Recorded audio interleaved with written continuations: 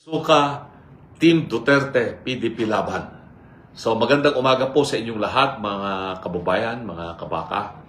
At nandito na naman po tayo live at importante yung pag-uusapan natin ngayon. Kasi ito ay related sa food security at saka national security yung pag-uusapan.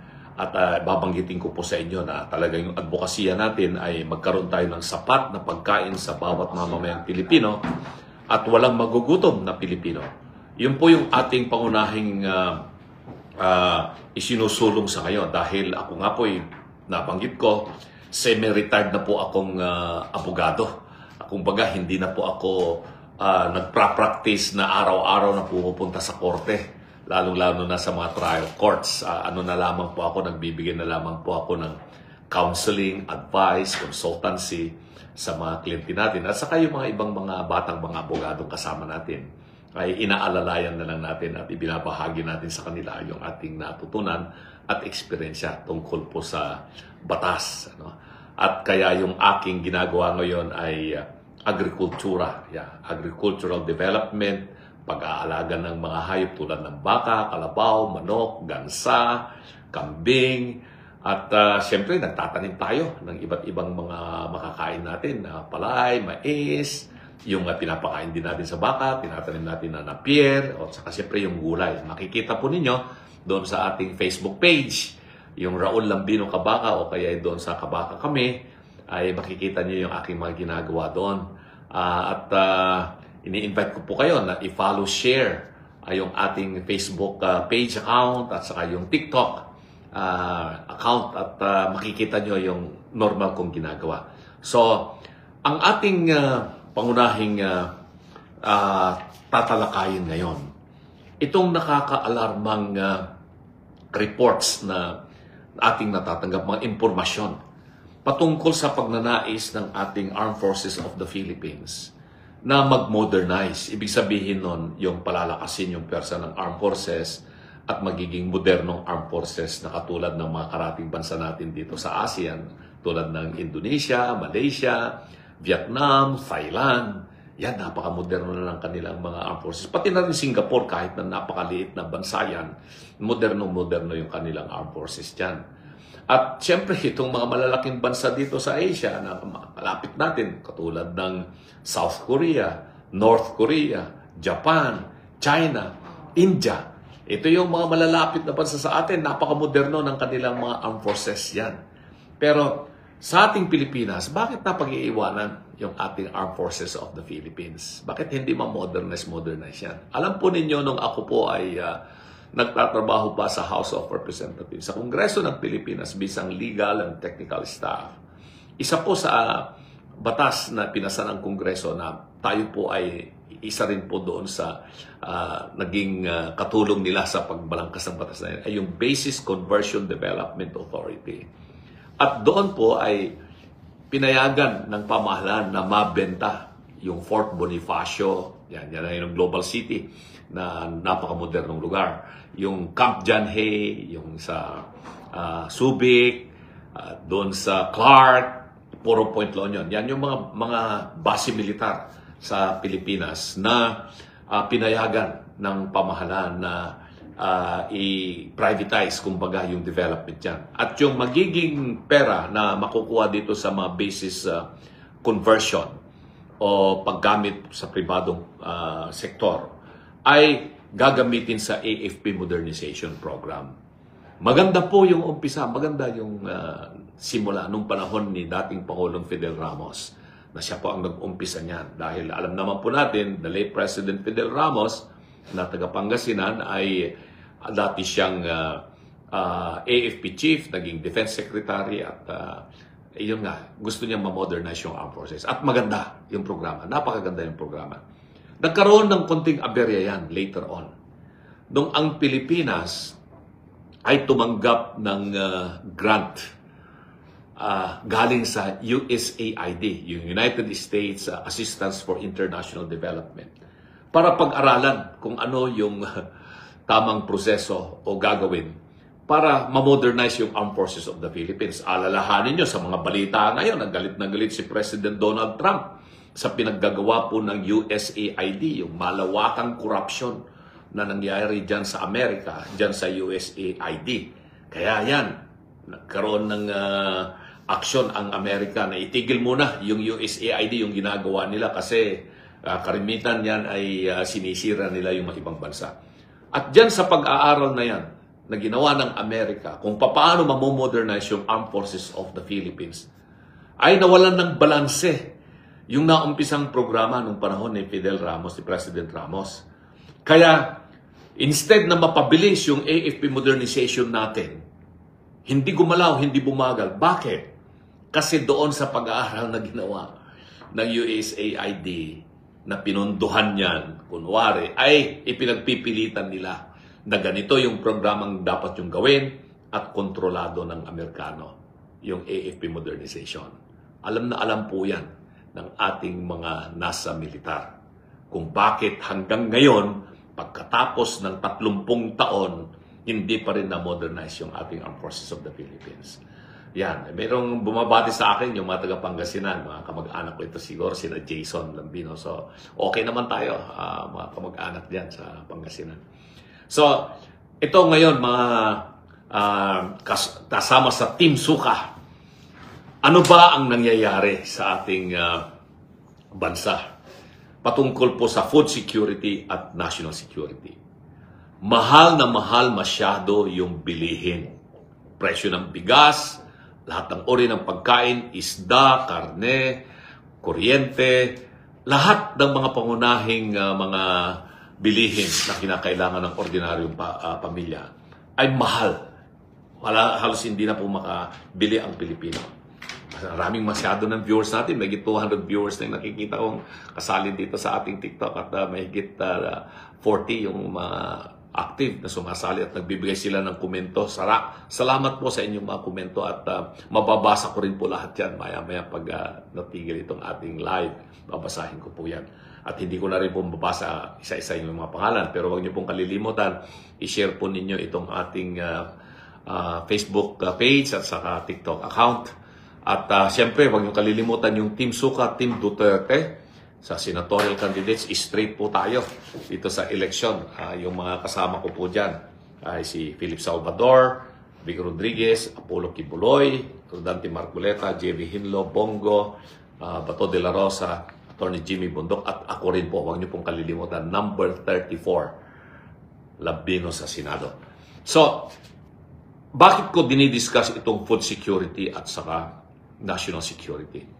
Ulitin ko, food security is a national security at the same time. Pag wala po tayong makain, wala tayong pambili ng pagkain, magugutom po ang Pilipino. Hindi na po masustain, hindi na po masuplayan sa kasalukuyang programa ng ating pamahalaan tungkol sa agrikultura ang requirement ng Pilipino sa pagkain. Kaya imported lang yan. O bakit ganun ang naging polisiya ng gobyerno? Nakakalungkot. Marami ang nagsasabi na dahil sa korupsyon, gusto nila ng importasyon. Kasi pag importasyon, mabilis ang transaksyon. Mayroong komisyon kaagad na natatanggap yung mga tiwaling mga opisyal at empleyado ng ating pamahalaan. Diyan sa Department of Agriculture, maging diyan po sa Bureau of Customs at iba pong sangay ng gobyerno na talaga naman po na ipinagpipilitan nila na mag-import tayo ng bigas, mag-import tayo. Wala tayong magagawa sa kasalukuyan kasi nga po kulang na kulang yung production natin sa agrikultura ng pagkain. At iyan po yung pagtutuunan natin ng pansin. Babaguhin natin yung mga polisiya at mga batas ng pamahalaan upang sa ganun mapalakas po natin ang agrikultura sa Pilipinas. Ano naman ang relasyon ngayon nitong agrikultura, pagkain, dito sa modernization ng armed forces? Kasi po, dahil hindi tayo nagmamanufacture, hindi po tayo nagproproduce, hindi tayo ang gumagawa ng ating mga armas.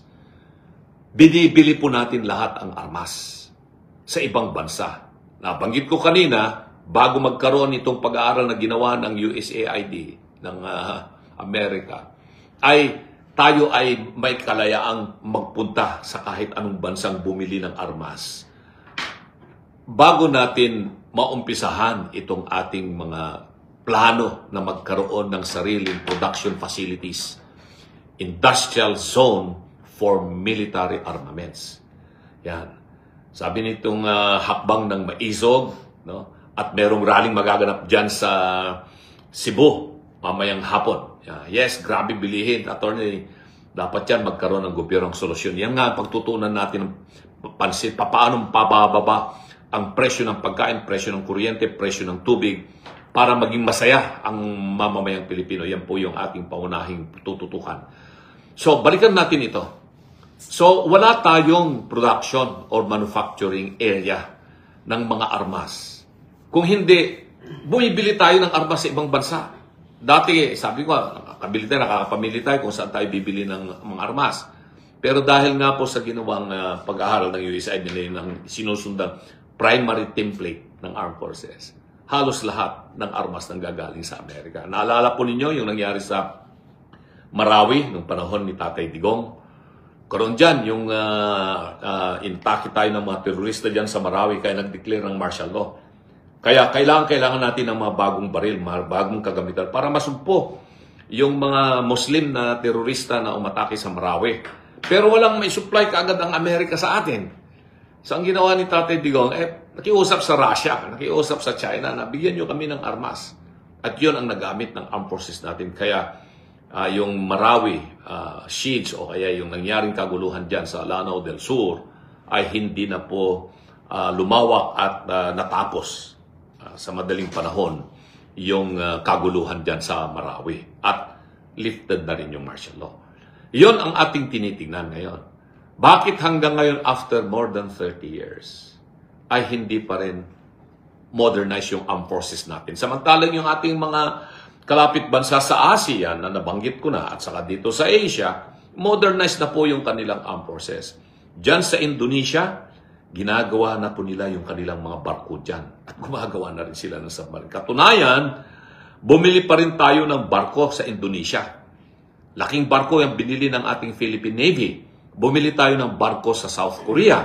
Laking mga barko yan. Ang problema, andyan yung barko pero wala namang pagpaparadahang port.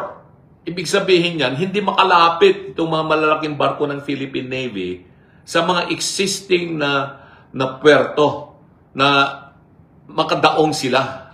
Ang nangyayari tuloy, itong mga barkong ito ay patuloy na umaandar sa gitna ng dagat. Hindi mo rin kasi pwedeng patayin yung makina ng barko kung nasa gitna ng dagat at hindi nandoon sa puerto. Kaya, ano mangyayari niyan? E di siyempre, madaling masisira rin yung mga bagong mga barko na binili ng Pilipinas sa Indonesia at saka sa South Korea. 5 barko po yan na malalaki. Yung ba yung klaseng programa na sabihin natin, mamomodernize natin yung ating armed forces, masusustain natin yung sustainable development and modernization ng armed forces kung bili lang tayo ng bili ng mga kagamitan. Kawawa na po ang bayang Pilipinas. Ang sabi nga nila, pag mayroong transaksyon na ganyan na bilihan, may komisyon. No? Tingnan po natin yan, itong mga programang ganito, para maiwasan natin yung mga sinasabi ng ating mamamayang Pilipino. Kasi gusto nila kaagad kumita dahil may komisyon na nanggagaling doon sa mga nagbebenta. Sabi nila, normal na raw na kalakaran yan, na kung may binibenta, may kumikita.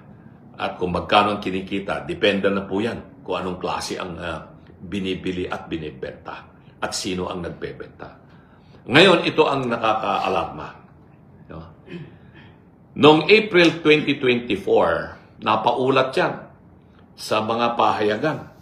At yan ay sinasabing bumili na ng Pilipinas ng itong tinatawag nilang BrahMos. Ito BrahMos missile. Ito ay mid-range missile ito. Nagawa po sa India. Gawa sa India itong BrahMos missile. At makikita po niya, i-search po ninyo sa inyong internet yung BrahMos missile, India-Philippines missile deal. No? Magkano ang binili natin sa India na missile? $375 million. $375 million. So magkano yan sa peso? Mga 20 billion pesos yan. At na-deliver po yung mga missile na yan dito sa Pilipinas noong April. No? April. Sa anong dahilan bakit tayo bumili ng missile? Sabi ng Armed Forces, sabi ng Defense Department, kasi pinaghahandaan natin baka sakopin ng China ang Pilipinas. At dahil sa ginagawa nila dyan sa West Philippine Sea, alam nyo po, masalimuot na usapan yan, yung West Philippine Sea. Kaya sabi ko, huwag yung Armed Forces at sa Defense Department at sa Coast Guard ang laging nagsasalita tungkol sa West Philippine Sea. Hayaan natin ang Department of Foreign Affairs. At ako'y nananawagan na sana ang pamahalaan natin ay ang gawing pangunahing ahensya na nakikipag-usap sa China sa tensyon na nangyayari dyan sa West Philippine Sea ay ang Department of Foreign Affairs. Kaya, yan mga kabakap, kaya lang pinapalala yung mga informasyon. Masyadong malawakan yung disinformation, misinformation tungkol po dyan sa tensyon na nagaganap sa West Philippine Sea. Instead na ma-de-escalate, bumaba ang tensyon, pinapa-escalate ng mga kung ano-anong mga propaganda, misinformation and disinformation. Ano ang dahilan? Alam niyo, sabi ng mga analyst, kasi para ang Pilipinas ay bumili ng mga armas pandigma na tulad itong nabili na missile sa India, BrahMos. Bakit BrahMos? Ang pangalan niya BrahMos kasi nanggaling yan sa Brahmaputra, yung malaking ilog, river system dyan sa India. At ano yung MOS? Yan ay Moskva. Yan din po ay isang ilog sa Russia. Kasi itong BrahMos missile, ito ay joint venture ng India at saka Russia. Ginamit ng Russia technology, pero ang manufacturing ay nandoon sa India. Pero nakakapagtaka, hindi binibili ito ng Russia. No? Technology ng Russia yan, ha? Minamanufacture sa India, pero hindi binibili ng Russia yan. Hindi nila ginagamit yan. Yung kanilang mga missile system doon na minamanufacture nila sa Russia, the best in the world, better than the United States. At ang Pilipinas, ang kauna-unahang bansa na bumili ng BrahMos. Tayo ang kauna-unahang bansa. Ginawa nila tayong, ang tawag nila dyan, pilot area or guinea pig nitong BrahMos. At paano natin gagamitin yan? Mga ilang piraso kaya yung missile na yan? Sa pagkakaalam ko ay aabotin niya ng mga 100 missile battery. No? So 375 billion na po yan. Tapos ang masakit, meron na namang report na nabasa natin sa Reuters, international Reuters. Ayan, online, nakita ko. Nako, bibili na naman. Exclusive, sabi niya. India expects 200 million missile deal with Philippines this year. Sources says. Yan, nakalagay. Ay, makikita nyo. So, ito yung naaalarma ako mga kabaka, di ba? Bakit tayo bibili ng missile na naman? Kabibili lang natin ng $375 million na missile na BrahMos galing sa India. Bibili na naman tayo sa India ng another $200 million na missile. At ano naman itong missile nito? Short-range missile to. Yung BrahMos mid-range, short-range. Anong pangalan ng missile na ito? Akash missile. Akash missile. Tayo na naman ang kauna-unang bibili nito sa India. So sabi ko, bakit tayo bili ng ganitong mga armas? Ito ay dahil sinasabi natin na para ma-deter ang China. Para tayo ay may panlaban sa China. Para kung sakaling uminit dyan at maging conflict na yung tension dyan sa China, meron tayong magagamit na missile. Alam naman po natin mga kabaka, mga kababayan, mga katimsuka, na kung 1,000 o 100 yung missile natin dito na binili natin sa India, no? Ang China ay 1 milyon na missile, kayang-kaya nila yun eh. Bakit tayo makikipagpaligsahan sa China sa armas? Sabi ko po, kailangan ay hindi digmaan, kapayapaan ang ating ipaglaban. Hindi po pwede ang gera, ang kailangan po ay diplomasya. Meron tayong problema sa China. Meron tayong tension na nagaganap dyan sa West Philippine Sea. Ipaglaban natin yung ating karapatan dyan sa West Philippine Sea, yung exclusive economic zone. Pero wag natin pong gamitin itong tension ng Pilipinas at saka China dyan po sa West Philippine Sea upang uminit ang usapin at magiging popular sa sambayan ng Pilipino yung pagbili natin ng mga armas na katulad nitong mga missile na ito na galing sa India. Magagamit ba natin to? Siyempre gagamitin mo lang ito kung may gera, kung may digmaan. Gusto ba natin yun na magkaroon tayo ng digmaan? Magkaroon tayo ng gera? Uulitin ko po ang posisyon ko po dyan. No? Ayaw natin ng digmaan. Gusto natin ay kapayapaan. Ayaw natin ng gera. Gusto natin diplomasya. Kausapin natin masinsinang usapan sa China itong problema tungkol dyan sa West Philippines. Pero nakakasama ng loob na ang daming Pilipinong nagugutom. Milyong-milyong pamilya ang nagugutom at wala silang makain dahil mahal ang pagkain. Tapos bibili tayo ng ganitong mga armas sa India. Bakit hindi na lang bigas ang bilhin natin sa India? Kasi ang India ngayon ang pinakamalaki na producer ng bigas sa buong mundo.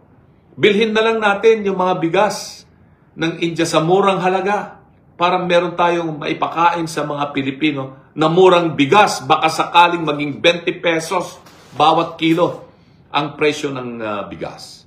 No? So, hindi po natin kailangan ang mga armas na ganito, na pandigma. Ang kailangan po natin ay pagkain para sa ating mamamayang Pilipino na mura at masustansya. So, yan ang sinasabi ko na connection nito. At ano naman ang armed forces natin? No? Kailangan ma-modernize ang armed forces. No? Salamat, Christian, sa iyong pagbati sa atin. Maraming salamat. At itong si Christian ay taga Pangasinan din. Salamat. Masanto siya ang bosan ng probinsya tayo ng Pangasinan. Sigayon namin yung babantay natin. Ang modernization po ng armed forces ay kailangan ipagpatuloy natin at gawin natin talagang totoong programa na hindi programang bibili-bili lang tayo ng armas sa ibang bansa. Pinagkakakitaan nila tayo. At anong gagawin natin dyan sa mga armas na yan pagkaraan ng 10 taon kung hindi nagamit? E di siyempre obsolete na yan dahil sa bilis ng teknolohiya. Itatapon na lamang yan, magiging scrap na lamang po yan. At ang laki ng ginastos natin. $375 million, that is practically 20 billion pesos. 20 billion pesos po yan na armas na hindi naman natin magagamit. Tapos bibili ulit tayo ng $200 million na short-range missile. That's another $12 million. $12 billion. 12 billion pesos. So, 32 billion pesos binili natin na armas sa India na hindi naman natin magagamit. Samantalang milyon-milyong Pilipino ang nagugutom. Milyon-milyon na pamilya ang naghihirap. Milyong-milyong pamilya ang walang bahay. Milyong-milyong pamilyang Pilipino ang nagnanais na magkaroon ng magandang programa kalusugan para mapangalagaan. Bakit hindi natin gamitin ang pera ng bayan para sa mga social programs ng ating pamahalaan? Edukasyon, pagkain, kalusugan, yan po dapat ang pagtuunan natin ng pansin. Paano ma-modernize ang armed forces? Sundan lang natin yung original na programa ng AFP Modernization Program nung panahon ni Fidel Ramos na naumpisan, na natenga dahil sa pag-aaral na ginawa po ng USAID na hindi naman po tugma sa ating pangangailangan. Ang sinasabi natin, no? Ang sinasabi natin ay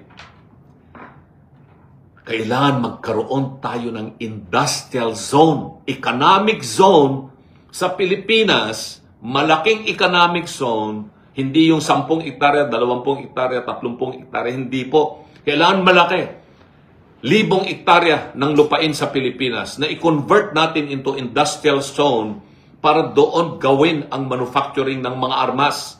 Magmula sa maliliit na baril hanggang malalaking baril, kanyon, tangke, missile. Dahil nakaya ng India, nakaya ng China, nakaya ng Japan, nakaya ng Korea. Ngayon nakaya na ng Indonesia, Malaysia, Vietnam. Bakit hindi natin kakayanin sa Pilipinas ang gumawa ng sarili nating armas na hindi tayo bibili sa India o sa Amerika Ulitin ko, itong BrahMos missile na ito, Russian technology po ito. Manufactured in India. Hindi nga ito binibili ng ibang bansa ni ayaw nga gamitin ito ng Russia. Pero tayo, sa Pilipinas, ang kauna-unahang customer ng India. Sinong kumita? Siyempre, India. Laki ng kanilang kinita rito. Siyempre, sabi nga ng mga nakakaalam sa transaksyon na bintahan, kahit anong klaseng bintahan, ay merong ahente, siyempre may komisyon, may kita. Naghihirap ang mamamayang Pilipino, mga kabaka, mga kasama sa Team Suka. Talaga pong nakakasuka yung kanilang ginagawa na ganito. Talagang nakakasakit ng damdamin. Isa pa, may panibago na naman. Panibago na naman. Alam po nyo yung BrahMos. Yung BrahMos missile at saka yung bagong bibilhin natin. Pangalan nito ay missile na ito na bibili natin. ACAS missile ba yun? Ang pangalan nito. Sinabi ng Reuters, ACAS missile, $200 million. Ito ngayon, ang sinabi. No? Dito sa GMA News Online ito, tingnan po ninyo ito. Ito, nakalagay. Philippine Army to buy new short-range air defense system. Okay, ibago na naman to, iba na naman to. Itong ACAS, $200 million po ito. At itong BrahMos, nabenta na ito, na-deliver na ito, $375 million. Tapos ito ngayon, bibili ang Philippine Army. Sino bang gagamit pala nito? Itong BrahMos at saka itong ACAS. Ang gagamit po nito ay Philippine Navy Marines. Philippine Navy Marines. Sila ang gagamit. So iba pala ito na binabanggit naman dito sa Philippine Army to buy. Philippine Army naman bibili ng short-range air defense system. At ano ang kanilang bibilhin? Yung Typhoon missile ng Amerika na dinala dito ng Amerika nung nakaraang taon nung gumawa ng balikatan exercise. Last year po yan. At dinala po nila yung Typhoon missile na yan na kanilang pinarada doon sa Ilocos Norte, dita Apo. Iti ayan na daytoy nga missile, dita ayan tayo, dita Amyanan, dita Ilocos Norte, dadjay lawag. Ket gatangan tayon kano datoy nga missile kuna iti Philippine Army. Kasapulan tayo kano, tatno kastakat niya makigtot tayo iti China. Nya meten nga panunot. Hindi po tama po 'yon. Sabi ko nga, kung gusto nating ma-modernize yung Armed Forces of the Philippines, tayo mismo ang gagawa ng barko, missile system natin, mga armas na pandigma. Hindi po yung bili tayo ng bili. Magkano naman kaya ito? Hindi po sinasabi rito kung magkano aabotin itong missile na ito. Pero lagi po nilang ikunukonekta yung pagbili nila ng missile diyan sa issue ng West Philippine Sea tension. At yan po ang ginagamit nila para ang taong bayan manahimik na lamang dahil sa tingin nila popular sa taong bayan na sabihin na kalaban ang China. Hindi po natin kalaban ang China, tandaan po ninyo yan. Ngayong taon na ito, magsiselebrate tayo ng 50 years anniversary ng diplomatic relations ng Philippines and China. Yung ugnayang pangkapayapaan ng China at saka Pilipinas. Isi-celebrate po natin yan. Nag-umpisa po yan noong June 9, 1975, panahon ng dating Pangulong Marcos, yung naunang Marcos. Tapos ngayon, sasabihin natin, kaaway natin ang China. Alam po ba ninyo na mahigit 45% ng pataba sa lupa, fertilizer, abono na ginagamit natin sa ating agrikultura nang gagaling po yan sa China? Sila ang nagsusupply sa atin dahil mura po yung kanilang produkto at mabisa at garantisado. Nasubukan na po yan sa mga agricultural lang sa China. Bakit sila mura? Kasi napakalaki nung kanilang mga factory ng fertilizer, chemical fertilizer, petrol-based fertilizer dyan sa China. Kaya dyan tayo bumibili. Tapos sasabihin natin, nakipag-away tayo sa China. No? Huwag naman pong ganon. Dahil sa ngayon, napakalaki ng relasyon natin sa China. Cultural exchanges, napakalaki po. People-to-people exchange, napalaking programa niyan. Tourism industry, napakalaki. Trade relations, $60 billion yung transaksyon ng Pilipinas at ng China. Taon-taon po yan. No? At dahil nga po tayo ay nag-i-import ng pagkain sa ibang bansa, bili tayo ng bili ng imported na pagkain. Dahil wala tayong production dito. No? Ang pinakamalaking source ng ating kinakain ay galing din po sa China. Hindi lamang po bigas ang kailangan natin. Kailangan natin ng iba't ibang produkto ng agrikultura para meron po tayong makakain, meron tayong maipakain sa ating mga inaalagang mga hayop. Ini-import po natin yan sa ibang bansa. Tapos bibili tayo ng armas, missile. No? Bumili nga tayo ng 5 barko para sa Philippine Navy. Wala namang pagpaparadahang puerto itong mga barkong ito. Asan sila ngayon? Nasa gitna sila ng dagat. 24 hours na umaandar yung makina ng mga Philippine Navy ships na ito na malalaki.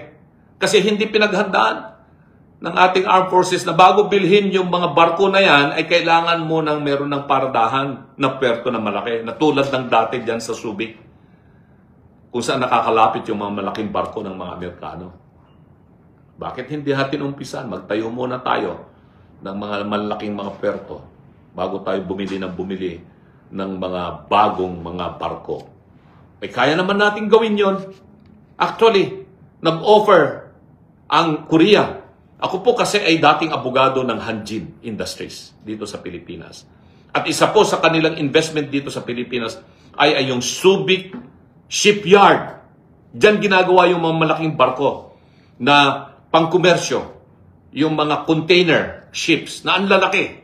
No? Magmula po yan ng 2001, tuloy-tuloy po yan hanggang medyo nagkaroon ng problema sa ekonomiya sa buong mundo at hindi makabayad yung Hanjin sa kanilang mga utang sa mga bangko. Kaya po na-foreclose yung Hanjin at nalipat ang pagmamayari sa ibang grupo. Pero kayang gawin dyan sa Subic Shipyard ang paggawa ng military naval vessels. At nag-offer po yung South Korea sa atin noon na pwede na silang maggagawa ng mga barko at yung gagawing barko sa Pilipinas, hindi lamang po pang Philippine Navy, kundi isusupply sana natin sa ibang karatig bansa dyan dito sa ASEAN. Hindi dapat napunta sa Indonesia yan eh. Dapat dito napunta yung construction and development ng mga military naval vessel. Alam nyo ba kung ano lang ang kailangan? Upang sa ganon ay maumpisahan ang pagtatayo ng mga pabrika, ng mga construction facilities for military purposes. Amindahan lamang po natin yung Foreign Investment Act.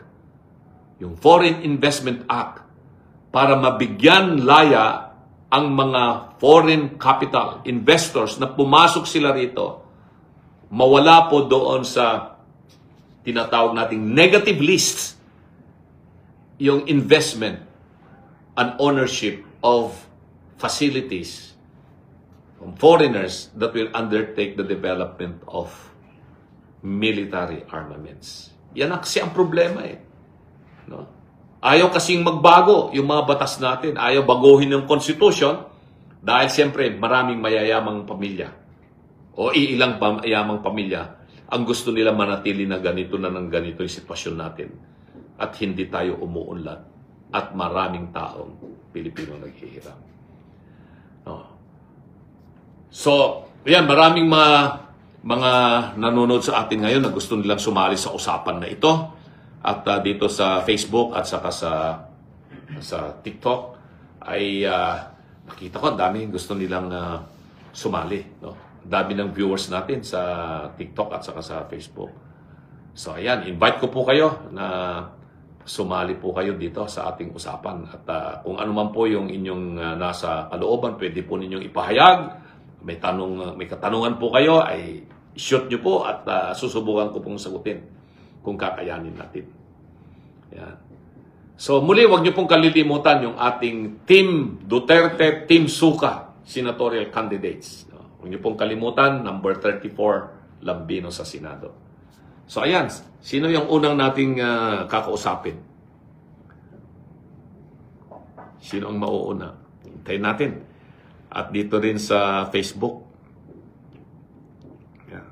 Salamat po sa magagandang inyong mga comments. Maraming salamat. No?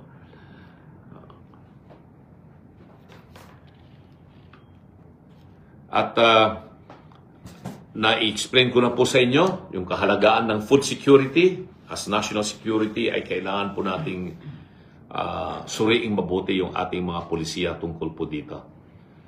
Dahil importante po yan sa kinabukasan ng sambayan ng Pilipino at lalong-lalo na ng ating mga kabataan. At salamat sa inyo na nakasubaybay.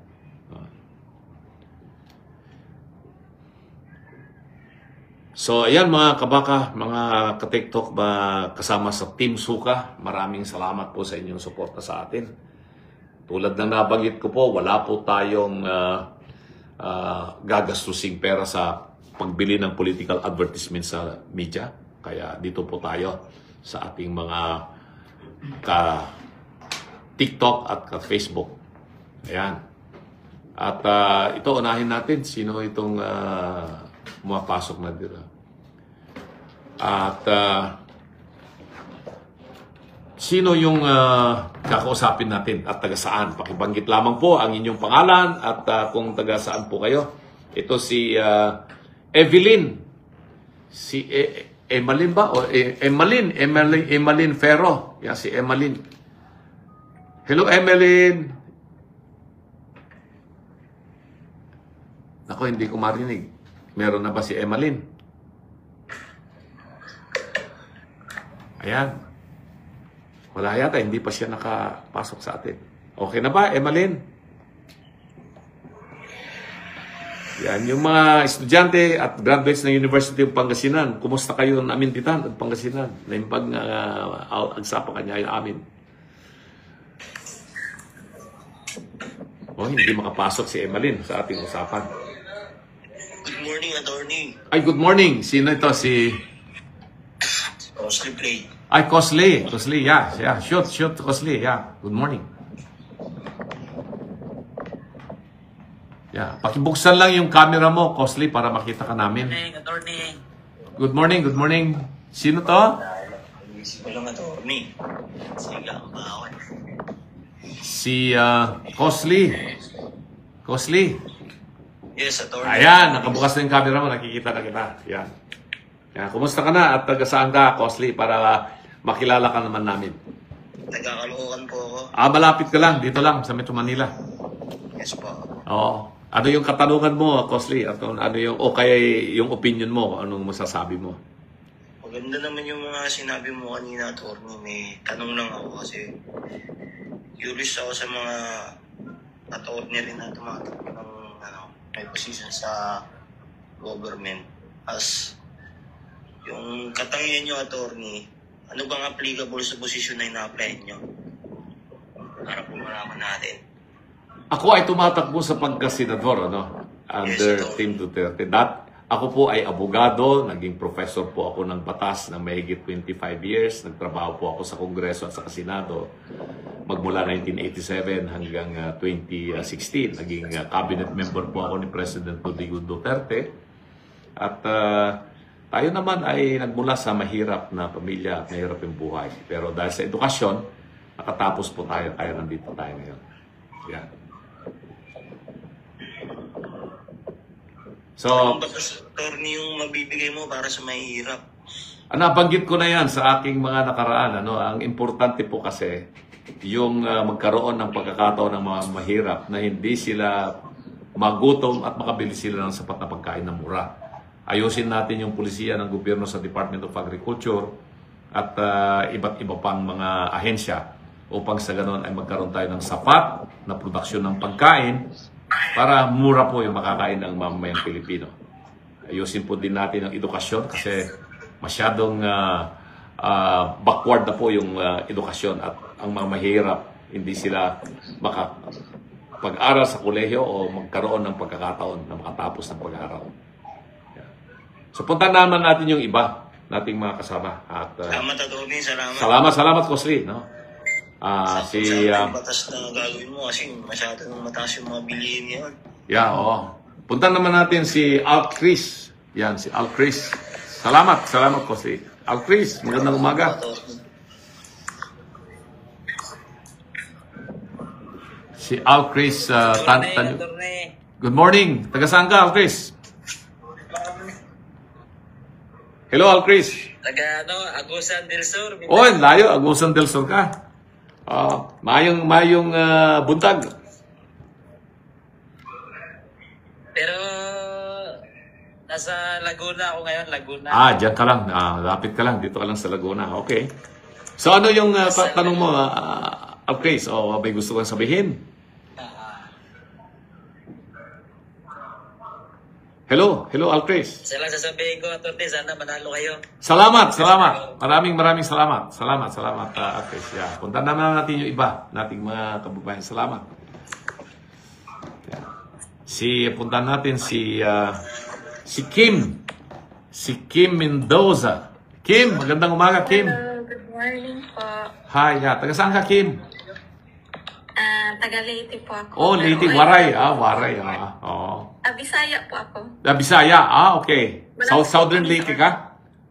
O sa Leyte mismo? Malapit po kami sa Ormoc. Malapit sa Ormoc. Okay. Kumusta? Pero hindi ka taga Ormoc. Hindi ka taga Ormoc? OFW. OFW. Mahal natin ang mga overseas Filipino workers. So, ano yung tanong mo, Kim? Sir, ano pong magagawa niyo para sa mga OFW? Alam po ninyo, dahil cabinet member po ako dati ni Pangulong Duterte, isa sa mga programa pong nagawa ni Pangulong Duterte at ng cabinet team ay unang-una yung pagtatayo ng Overseas Filipino Workers Hospital na yan po ay nandyan sa San Fernando, Pampanga. Gusto po nating palawigin ang OFW Medical Center sa lahat ng rehiyon sa Pilipinas para hindi lamang po dito lamang sa San Fernando, Pampanga sa Central Luzon. Magtayo tayo sa iba't ibang mga regions. Northern Luzon, Central Luzon, Cagayan, Cordillera, dyan sa Mindanao, dyan sa Leyte, Eastern Visayas, Western Visayas, Central Visayas, na magkaroon po tayo ng OFW Medical Center. Para sa ganon, ay mas lalo nating masisilbihan yung kalusugan ng ating mga overseas Filipino workers at yung kanilang mga membro ng pamilya. Importante po yan. Pangalawang nagawa po natin tungkol sa OFW, panahon ni Pangulong Digong, ay yung pagtatayo ng OFW Digital Bank. Yung dating Philippine Postal Bank, transform natin yan. Ginawang OFW Digital Bank na under sa Land Bank of the Philippines. So meron ng sariling bangko yung mga overseas Filipino workers. So naging mura yung kanilang pagpapadala ng pera sa kanilang mga mahal sa buhay, sa mga kinikita nilang pera na galing sa ibang bansa dahil nagkaroon na ng sariling bangko ang overseas Filipino workers na isang subsidiary ng Land Bank of the Philippines. Ang pangatlo, at ito ang pinaka-importante, yung pagtatatag ng Department of Migrant Workers. So may bago na tayong departamento. Hindi na po under tayo ng Department of Labor and Employment or DOLE. So lahat ng mga ahensya ng gobyerno noon na under sa DOLE like OWA, POEA, iba't iba pa ay napunta na sa ating Department of Migrant Workers. At nagkaroon na po ng representante ang Department of Migrant Workers sa lahat po ng konsulada o embahada ng Pilipinas sa buong mundo. So yan ay ayusin pa po natin. Marami pa po tayong dapat na ayusin para magkaroon ng proteksyon, seguridad ang mga overseas Filipino workers at ang kanilang mga pamilya. Tulad po ng educational program sa ating mga overseas Filipino workers at sa pamilya nila.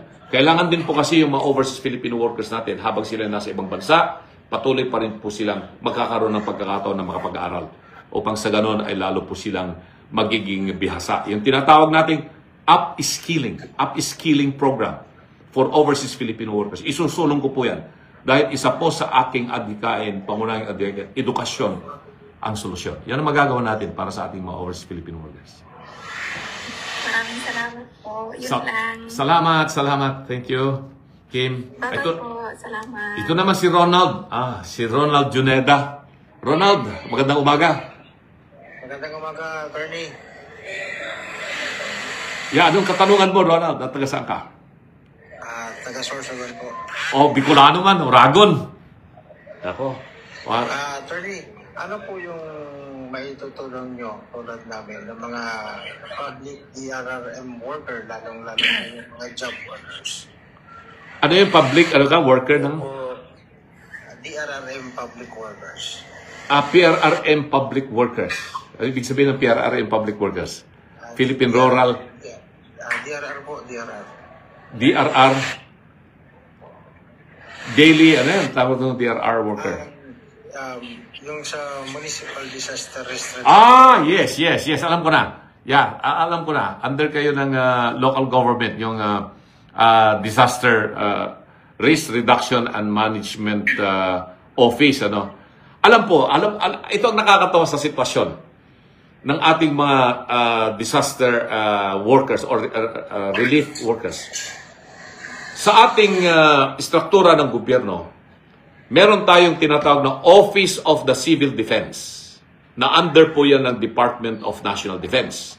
Isa po yan sa 5 major na sangay ng opisina ng Department of National Defense.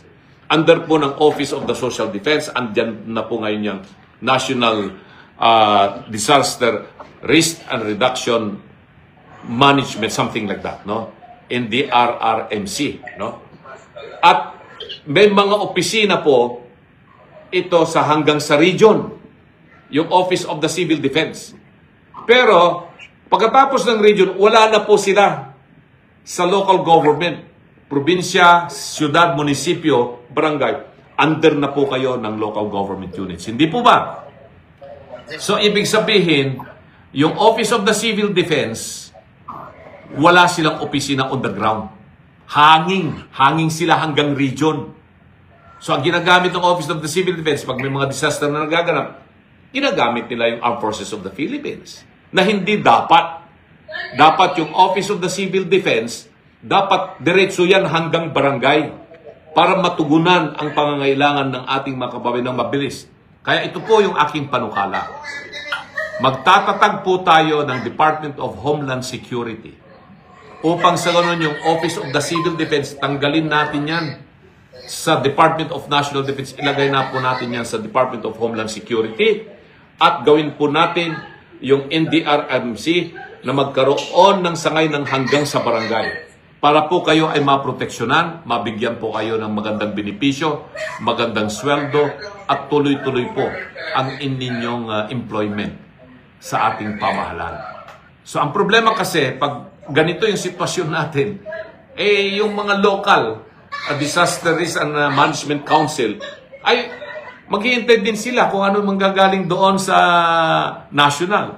Hindi maganda yung sistema natin. Putol yung national, walang pundasyon sa baba. Yung mga nasa baba naman, hindi po sila makadiretso kaagad sa taas. Kaya pag may disaster, may pumutok na bulkano, mayroong nasirang mga infrastruktura o mga kabuhayan o kaya seguridad ng mata na miligro dahil sa bagyong malakas o dumating na dilobyo o ano man yan, hirap yung ating mga kababayan at hirap na hirap din po yung katulad po ninyong mga nagtatrabaho sa ahensya. So yan ang plano ko na gawin at pinag-aralan ko na yan, meron akong nakahandang panukalang batas kung tayo po ay papalarin at sa inyong suporta at maging senador po tayo. Iyan po yung aking isa sa mga pangunahing gagawin panukalang batas. Thank you po, Attorney. Salamat. Ito naman si Edwin Alas-As. Magandang umaga, Edwin.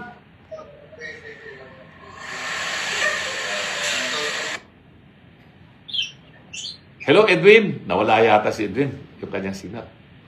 Ito naman si Tim Sky. Tim Sky, kumusta? Magandang umaga. Huwag niyo pong kalilimutan, number 34 po yung numero ko sa balota. 34, Lambino for Senator. Yan, Team. Po ako. Hello, Team Sky. Kumusta? Hello po, taga Mabalacat po. Mayap aga kay Kongan. Apo. Yeah. Diba, Kabalin. ano ko lang, suggest ko lang po sana once na umupo na kayo. Gusto ko po sana tanggalin po lahat yung mga adik sa mundo. Dito sa lugar natin.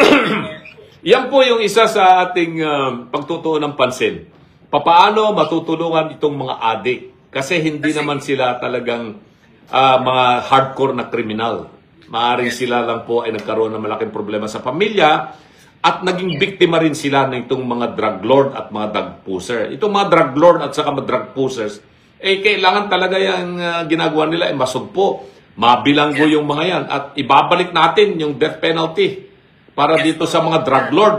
Itong mga drug lord, itong mga talagang silang kumikita, alam niyo yung mga drug lords, hindi natin sila nakikita eh.